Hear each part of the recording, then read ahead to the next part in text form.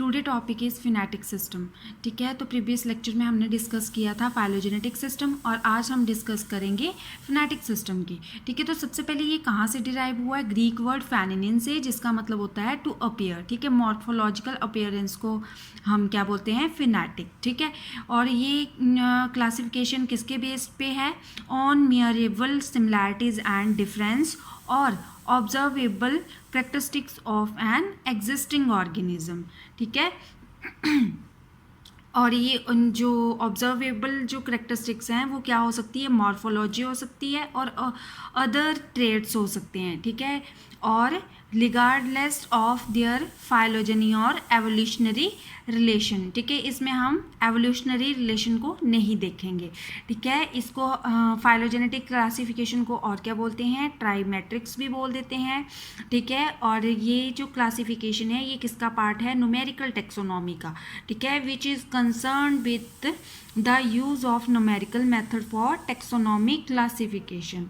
ठीक है, ये किसका है? न्यूमेरिकल टेक्सोनॉमी का पार्ट है, ना कि ये न्यूमेरिकल टेक्सोनॉमी है। ठीक है, स्नेंथ और रॉबर्ट आर सोकल जो थे उन्होंने ग्रेट कंट्रीब्यूशन दिखाई है in the developing such a method of classification. ठीक है, और इसका गोल क्या है फिनेटिक क्लासिफिकेशन का? To arrange operational taxonomic unit in a stable and convenient classification. ठीक है, और जो बायोलॉजिस्ट इसमें काम करते हैं उनको हम बोलते हैं फिनेटिसिस्ट। अब कुछ की टर्म्स हैं, जैसे कि डेंड्रोग्राम क्या होता है? ठीक है, डेंड्रोग्राम होता है branching diagram in the form of tree and depict degree of relationship. ठीक है, ये हमें क्या शो करता है? Degree of relationship. ठीक है, सेकंड आ गया कि फिनोग्राम्स क्या होता है कि ये क्या रिप्रेजेंट करता है हमें? Phenetic relationship. ठीक है, ये डायग्राम है कि हमारे पास क्या है? ये एंसेस्टर है। ठीक है, इसके आगे जो है ये ग्रुप ऑफ इंडिविजुअल्स हैं। तो ये लाइंस क्या शो करती हैं? फिनोन लाइंस बोलते हैं इनको। ठीक है, और क्या शो करती है? Percentage similarity. ठीक है, कि कितने परसेंट इनमें से सिमिलैरिटी है। ठीक है, और ये कहाँ प्रेजेंट होती है? On dichotomous branching at 90 degree. ठीक है, कहाँ प्रेजेंट होती है? डाइकोटमस ब्रांचिंग में। ठीक है, तो इनको हम क्या बोलते हैं? फिनोग्राम।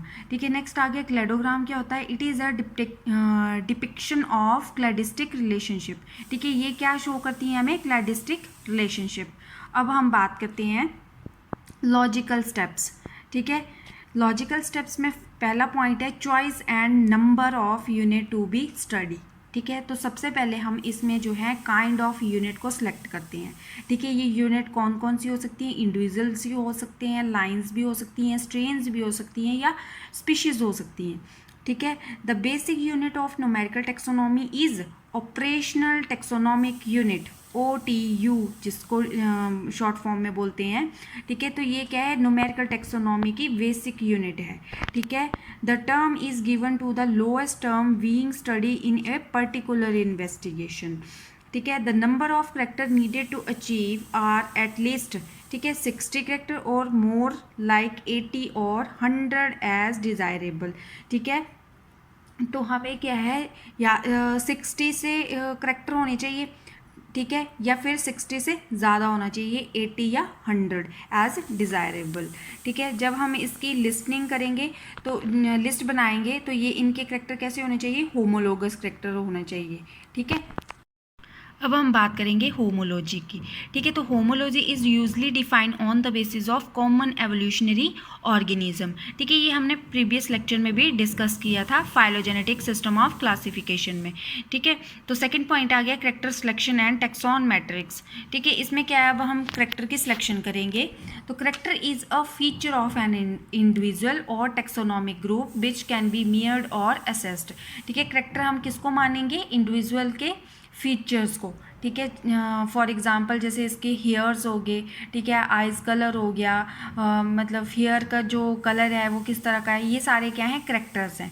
ठीक है, the kind of character used mostly depend upon the type of organism being study. ठीक है, ये सारे करेक्टर किस पे बेस्ड होंगे? ऑर्गेनिज्म बीइंग स्टडी, जो हम टाइप स्पेसिमेन यूज़ कर रहे हैं उसके बेस पे होंगे। ठीक है, in angiosperm mostly morphological, physiological और distributional ones are used as operational taxonomic unit. ठीक है, the character is chosen by which they are to be classified. ठीक है, उनको फिर हम क्लासीफाई करेंगे। Each operational taxonomic unit has to score for the possession of one or other character states or attributes of each character, ठीक है, resulting in data matrix of attribute. अब यहाँ पे क्या है कि हम इन सब करेक्टर को है एक जो है बॉक्स सा बनाएंगे, ठीक है, और वन साइडेड में क्या लिखेंगे, स्पीशीज़ कितनी है हमारे पास, और यहाँ पे उसके आ जाएंगे एट्रीब्यूट्स, ठीक है। तो अब हम इसको किसके साथ डिनोट कर देंगे, प्लस और माइनस से, ठीक है। और ये प्लस क्या माइनस के शो कर रहा है कि इसमें जो है एट्रीब्यूट प्रेजेंट नहीं है, और प्लस शो कर रहा है कि एट्रीब्यूट प्रेजेंट है। और प्लस माइनस का मतलब हम क्या रखेंगे कि इसमें कुछ कैरेक्टर्स प्रेजेंट हैं और कुछ कैरेक्टर नहीं है। तो ये क्या आ गया, टैक्सोन मैट्रिक्स।